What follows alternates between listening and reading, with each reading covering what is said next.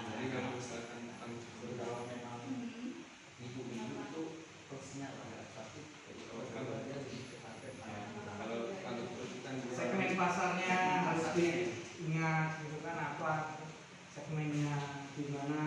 Nah, itu harus diperhatikan segmen pasarnya. Terus itu konsumen kita ini apa, itu namanya segmen pasar. Terus itu lokasi kita apa loh, kita mau mendirikan barbershop di mana, terus segmen pasarnya apa. Nah kan kalau lagi musim K-pop, nah berarti kan harus benar-benar gitu kan.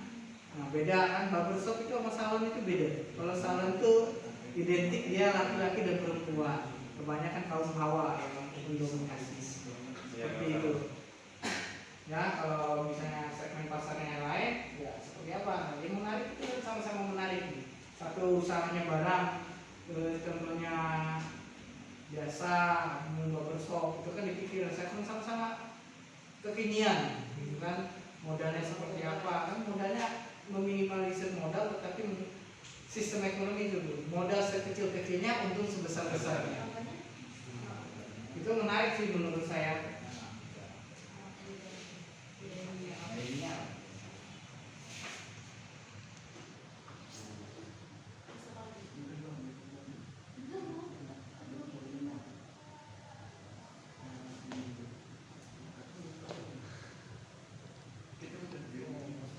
Diperhatikan segmennya ya, terus itu lokasi, terus itu tujuan.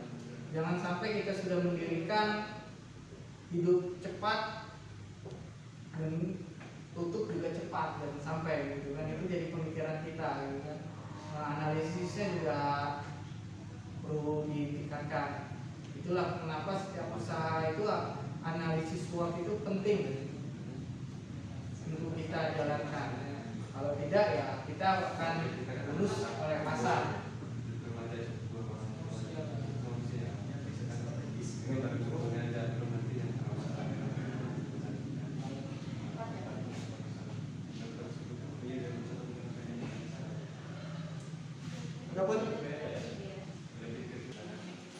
Oke dah. Oke, ada kesulitan? Pak, Ya. Untuk usaha dari bidang jasa barbershop, kira-kira di masa sekarang ini bagaimana sih Pak strategi kita supaya tetap bisa bersaing dan tetap bertahan gitu? Jadi nggak lama-lama kalau pengunjung atau pelanggan kita hilang, akhirnya kita kehilangan pelanggan. Ya, ada kehilangan pelanggan ya.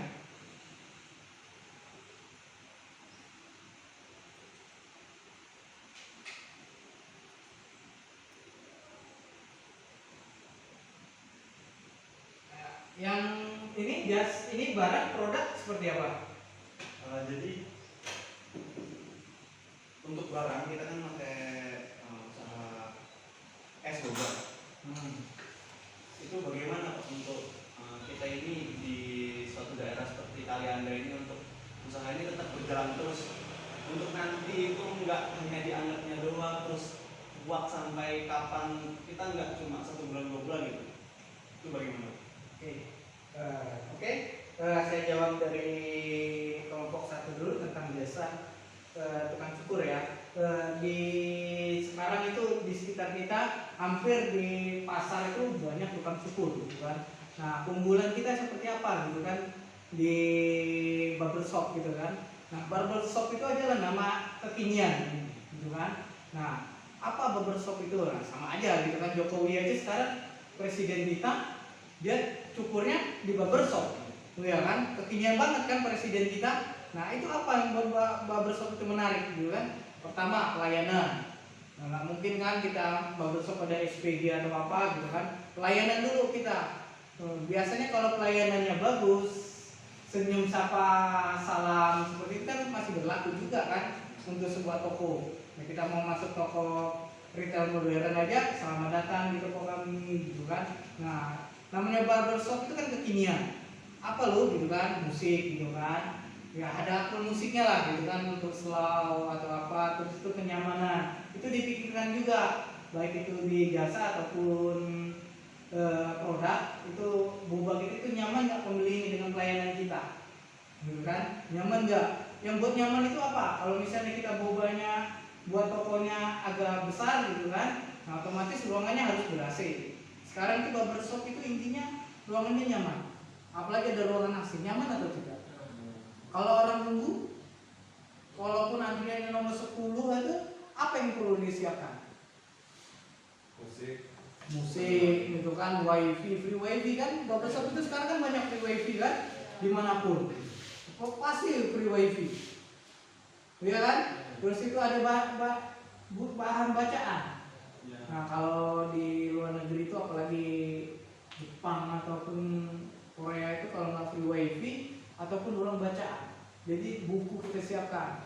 Ya kalau bisa ada edukasinya, buku bacaan tentang sekolah atau pendidikan, itu buat menarik menurut saya. Itu kan tidak ada ini barbershop itu yang membuat barbershop free wifi dan baca buku gitu kan, tidak ada kan, sambil menunggu. Itu menarik menurut saya, dikemas seperti itu aja.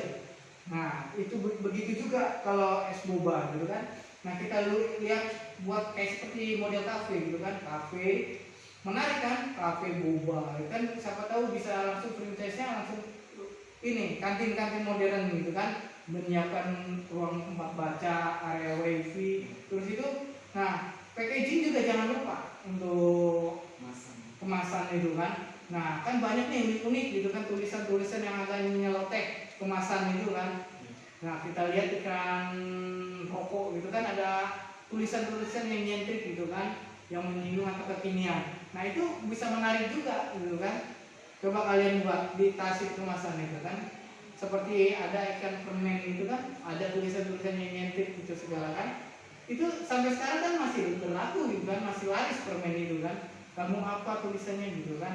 Nah bisa juga tulisannya itu motivasi ataupun apa. Orang itu lebih penting lihat motivasi ataupun obrolan-obrolan yang nyeleneh gitu kan, bahasa gaul gitu kan, itu sebagai icon gitu, sebagai icon ataupun ciri khas boba kita gitu kan. Boba kita apa tulisannya? Nah nanti pelanggan pasti ini berdatangan dan kita pasti ramai konsumen yang akan hadir ke kita, apalagi disiapkan tempat untuk minumnya atau untuk ininya kan, bisa mesen makanan kan. Jadi usaha kita mah bisa lebih berkembang, tidak hanya menjual es boba, bisa jadi kita makan ada snack makanan ringannya gitu kan. Itu kan sering terjadi seperti itu kan, Ditambahkan menu. ditambah menu varian baru itu kan.